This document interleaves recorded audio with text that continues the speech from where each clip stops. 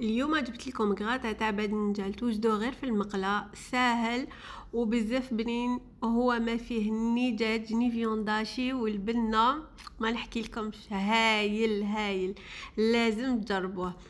اروح تشوفوا معايا كيفاش نديروه. هنايا ديت زوج حبات تاع باذنجان، قشروه غير شويه ماشي بزاف باش كي تقلوه ما يذوب لكمش كامل. ومن بعد قطعته هكا دي غوندال، ماشي رقيق بزاف وماشي خشان موين. ومن بعد جبت هكا ريسيبيون، حطيت فيه ماء وشويه ملح وحطوه هكا واحد نص ساعه، خلوه يريح. ومن بعد حطوه في كسكاس، خلوه يقطر ملح. ومن بعد كي ينشف حطوا له هكا مغرف تاع الفارينه.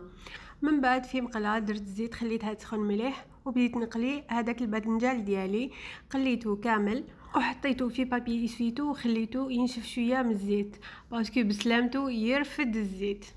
هكذا كيما راكم تشوفوا حتى كملت لا كونتيتي تاعي.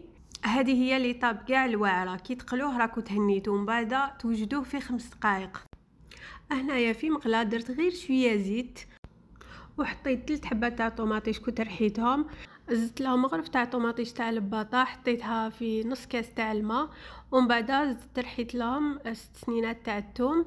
ومن بعد درت لي زيبيس، شويه ملح وشويه فلفل كحل، هذا مكان مع المعدنوس. ومن بعد تحطوا هذاك الباذنجان تاعكم باش تخلوه يشرب هذيك لاصوص طوماط باش يجي بنين.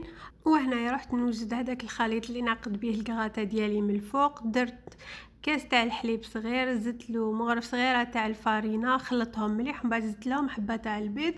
وهنايا الكغاتا تاعي غير ينشف ويشرب هذيك لاصوص طوماطو ويبدا يتكتك، راهو واجد.